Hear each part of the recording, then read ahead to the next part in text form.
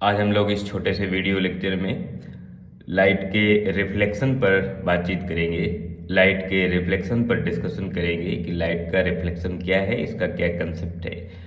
Light के reflection को समझने के लिए हम इस बात को समझेंगे कि लाइट, अगर कोई भी लाइट है, अगर किसी रिफ्लेक्टिंग सरफेस पर इंसिडेंट होती है, जैसे ये मान लेते हैं रिफ्लेक्टिंग सरफेस है और इधर से अगर कोई लाइट आती है और इस सरफेस पर इंसिडेंट होने के बाद, टकराने के बाद रिफ्लेक्ट होकर सेम मीडियम पर वापस चली जाती है, तो ये जो इवेंट्स होती है, इस इवेंट को लाइट का रिफ्लेक्शन कहते हैं। लाइट आई और किसी रिफ्लेक्टिंग सरफेस पर इंसिडेंट होने के बाद रिफ्लेक्ट होकर सेम मीडियम पर वापस गो बैक हो गई, वापस चली गई। तो ये जो इवेंट्स है, इस इवेंट्स को हम कहते हैं रिफ्लेक्शन ऑफ लाइट।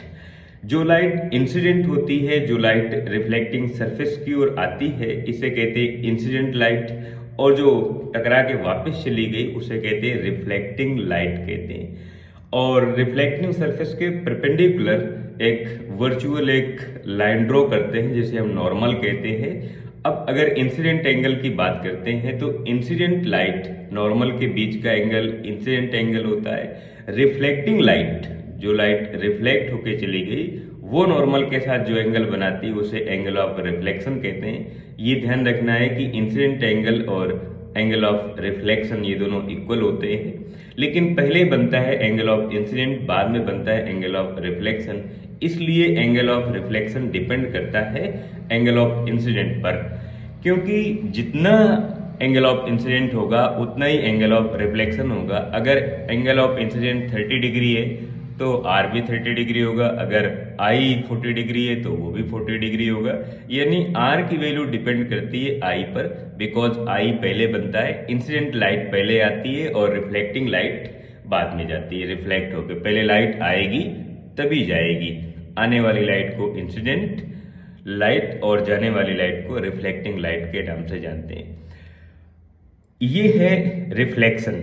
रिफ्लेक्शन के जो लॉ हैं वो दो तरह के हैं। पहला है angle of incident is also equal to angle of reflection, ये दोनों एंगल इक्वल होते हैं। सेकेंड लॉ ये है कि इंसिडेंट लाइट, रिफ्लेक्टिंग लाइट और नॉर्मल तीनों एक ही प्लेन पर होते हैं, तीनों एक ही सरफेस पर होते हैं और तीनों एक ही पॉइंट पर होते हैं।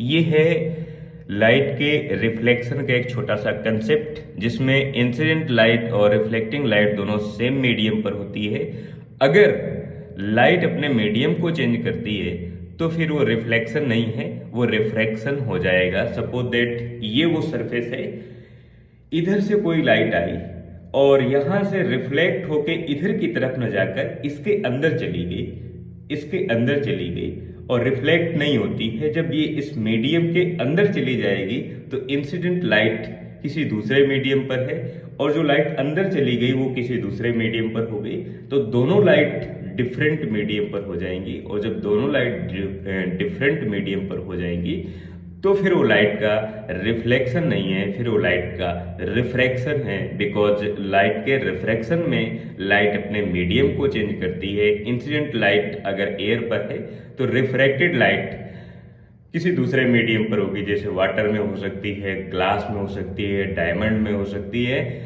क्योंकि दोनों लाइट इंसिडेंट और रिफ्रैक्टेड दोनों लाइट डिफरेंट मीडियम पर होना चाहिए। और अगर मीडियम चेंज हो रहा है तो लाइट का रिफ्रैक्शन है। लाइट एयर से ग्लास में मूव कर रही है, ग्लास से एयर पर मूव कर रही है, एयर से वाटर पर मूव कर रही है, या किसी अदर लिक्विड पर मूव कर रही है, या वाटर से एयर पर मूव कर रही है। यानी लाइट अगर अपने मीडियम को चेंज कर रही है तो वो लाइट का रिफ्रैक्शन है। अगर लाइट अपने मीडियम को नहीं चेंज कर रही है, लाइट आई और किसी सरफेस से, किसी नॉन ट्रांसपेरेंट सरफेस से यानी रिफ्लेक्टिंग सरफेस से रिफ्लेक्ट होकर सेम मीडियम में गो बैक हो गई, तो लाइट का रिफ्लेक्शन है।